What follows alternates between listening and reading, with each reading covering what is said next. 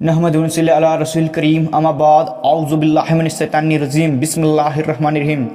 प्यारे दोस्तों, आज की इस वीडियो में बताएंगे बीमार शख्स कैसे नमाज पढ़े और बीमार कब नमाज छोड़ सकता है।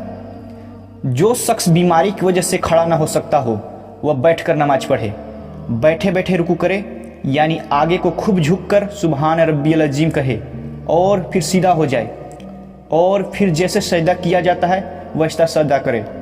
और अगर बैठकर भी नमाज नहीं पढ़ सकता तो चित लेटकर पढ़े।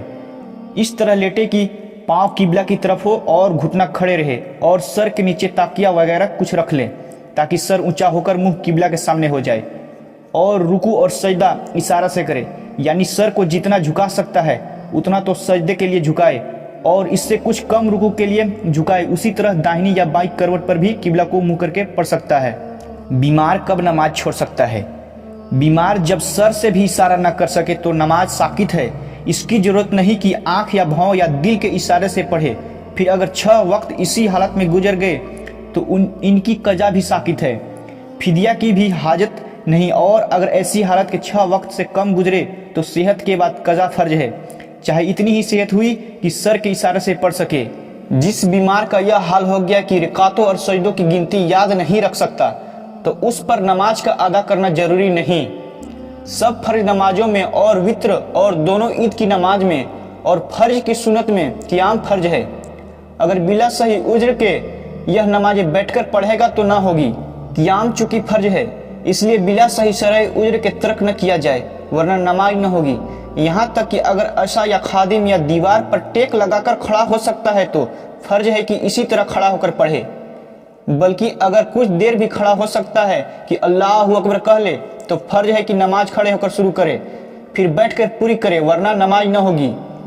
जरा सा बुखार, दर्द, सर जुकाम या इसी तरह की मामूली तकलीफ जिनमें लोग चलते फिरते रहते हैं, हरगिज उज्र नहीं है। ऐसी मामूली तकलीफों में जो नमाजें बैठकर पढ़ी गई वह न हुई, इनका कज़ा लाजिम है। जिस शख्स को खड़े होने से कतरा आता है या जख्म बहता है और बैठने से नहीं तो उसे फर्ज है कि बैठकर पढ़े, जबकि और तरीका से इसकी रोक न कर सके। इतना कमजोर है कि मस्जिद में जमात के लिए जाने के बाद खड़े होकर न पढ़ सकेगा और घर में खड़ा होकर पढ़ सकता है तो घर में ही पढ़े।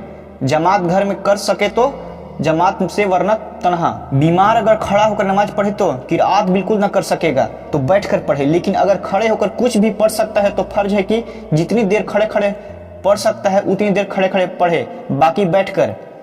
मरीज के नीचे नाजिस बिछौना बिछा है और हालत यह है कि बदला भी जाए तो पढ़ते पढ़ते बकदरे माने नापाक हो जाएगा तो उसी पर नमाज पढ़े।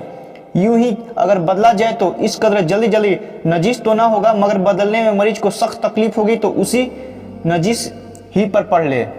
पानी में डूब रहा है, अगर उस वक्त भी बगैर अमले कसीर इशारे में पढ़ सकता है, मसलन तैराक है या लकड़ी वगैरह का सहारा पा जाए तो पढ़ना फर्ज है, वरना माजूर है। बच जाए तो कजा पढ़े। उम्मीद करते हैं वीडियो पसंद आया होगा और समझ में आ गया होगा। मिलते हैं अगली वीडियो में। अगर आप हमारे चैनल हमारा इस्लाम कुरान पर नए हैं तो चैनल को सब्सक्राइब कर लें, क्योंकि आपको हर दिन यहाँ दीनी तालीम देखने को मिलते रहेगा। मिलते हैं अगली वीडियो में। अस्सलाम वालेकुम रहमतुल्लाहि व बरकातुहू।